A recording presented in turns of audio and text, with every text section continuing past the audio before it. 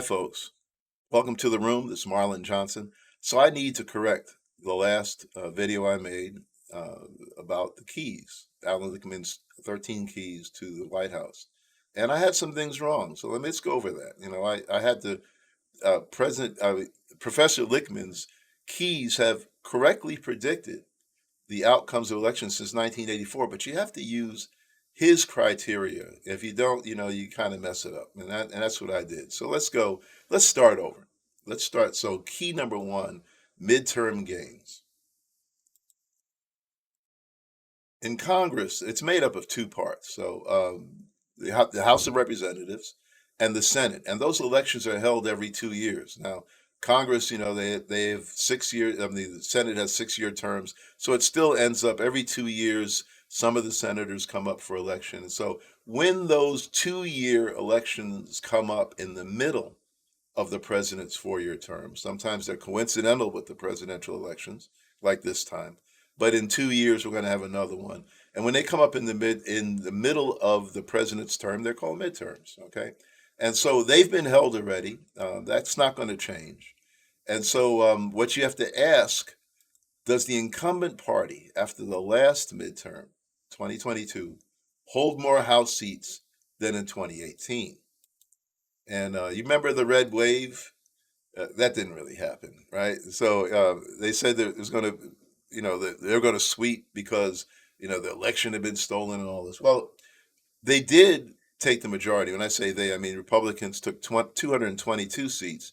You need 218 to have a majority. So they held a slim majority, but and only enough, not enough to really get anything done, just enough to keep Biden from getting stuff done and cause a bunch of election stuff. So midterm gains certainly false. So key number one goes to Republicans, or goes to the people who are challenging the Biden Harris thing. Okay, so key number two, no primary contest. Okay, 2/3 of the incumbent party's delegate vote is needed to tamp down any challenges within the party. Now, Harris has the endorsement of anybody's going to challenge her. I mean, so she likely will get win on the first ballot. So I'll say that there is no primary contest here, and we'll just give that one a blue. All right, likely nothing's going to come up. So no primary contest is true. Key number three: the incumbent seeking reelection. I had this wrong last time because I thought it was the incumbent party, but no, it's not. The incumbent is Joe Biden. He's not seeking reelection. This is a picture of Joe Biden with Alan Lichtman, the guy who designed the keys to the White House. There's his book there, so you can see it, that they take it pretty seriously. So, and he says no matter how the person running, or the president who's running got there, they get that key if they're in sitting behind the desk and they're running. So Joe Biden isn't. Now, if he were to resign, and if Kamala Harris were to become president while she's running, she would get this key, but she doesn't get this key right now. So key number four, third party. So yeah, let's talk about this third party thing. Third parties are a sign of discontent with the way things are going. Excuse me. A third party comes up when the electorate thinks that the two parties that exist really aren't doing enough. In this case, we have JFK Jr. and no serious political operatives take him seriously, and members of his own family say he's not fit to serve. So yeah, we're not going to go with JFK. I don't think he's going to make it. So you know, all right. So key number five: strong short-term economy. What this basically means is the economy is not in recession during the term. I mean, it's not really much more than that. If you're not in recession, then and we're not, so we get what's called a strong short-term economy, and we get so out of the five keys that we've identified so far, um, the incumbent has three to two. Okay, so let's look at key number six, which is a strong long-term economy, and that's real per capita economic growth.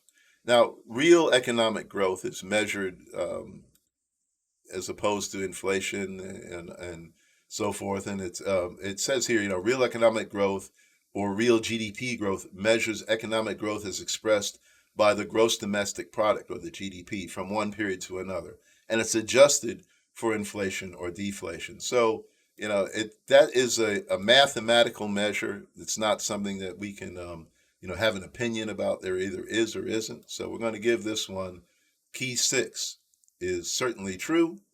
And so here we go. We're moving right along. I like the way we're looking so far. So now we got key number 7, which is a major policy change. Well, what does that mean? Well, what it means, it's from the incumbent's party. So we're talking about the Biden-Harris ticket again now, not Biden and not Harris, but the ticket. And so what we're saying here is there's a major change from Trump administration to the Biden-Harris, and there is. I mean, it definitely is. It's apples and oranges. It's very, very different, and that's pretty easy to see. So let's give that key to the Harris Biden ticket. So we have major policy change. Okay, so key number 8 is social unrest. So, what is social unrest? We're talking about like the 68. And so there's no social unrest if there's no sustained social unrest during the term. And that's false when there's widespread violent unrest that either it goes on a long time or it leaves critical issues unresolved. And this could change. It could change. So let's leave that likely. There's likely no social unrest. Okay, so we're moving on. I'm pretty hopeful here that we're going in the right direction. I still like it. All right.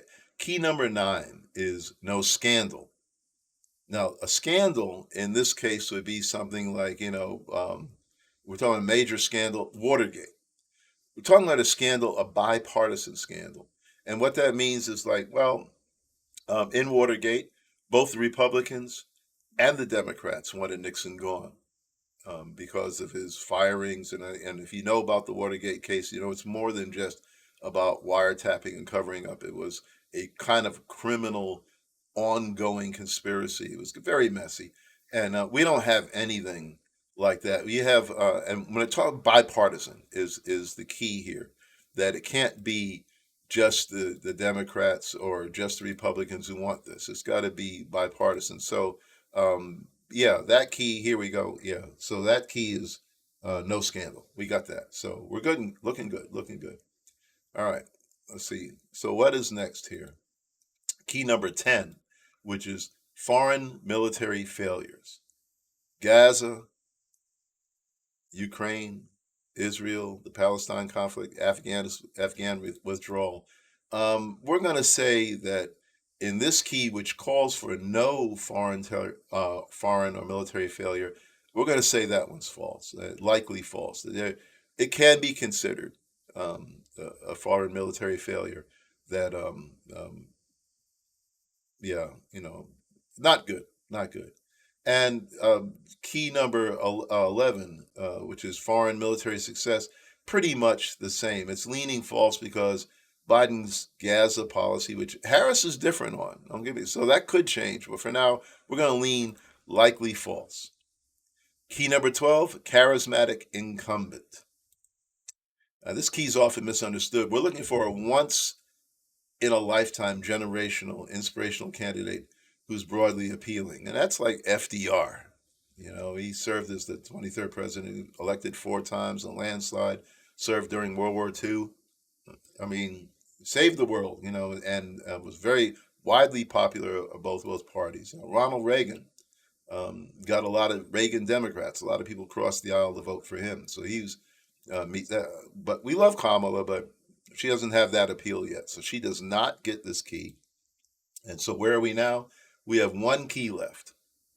Harris needs 8 keys to win, and she has 7. So what about key 13? Key 13 is uncharismatic challenger. This is not a measure of comparisons. We're not comparing how charismatic Trump is as opposed to Harris. This is just, is he charismatic? Is he? I mean, a charismatic challenger, somebody like Teddy Roosevelt, JFK, or Barack Obama. That ain't Trump, so he doesn't get that key. So that key is going to be blue. And it's likely true that we have an uncharismatic challenge, which means with that last key in the lock, Harris wins. Now, I don't believe in magic. I don't believe in that somebody can cast the spell, this keys thing, and that Harris is definitely going to win. What I do believe in is statistics, and I believe in facts, and I believe in history. And this analysis gives us a reason to be hopeful, but we still have to encourage our family, our friends, and our neighbors to vote. Now, why? Why do I say that? Whenever there is low voter turnout, Republicans tend to win. Whenever there is high voter turnout, Republicans tend to lose. Democrats win. And that tells me one of two things: that, of course, we know that a lot of Republican issues are not popular.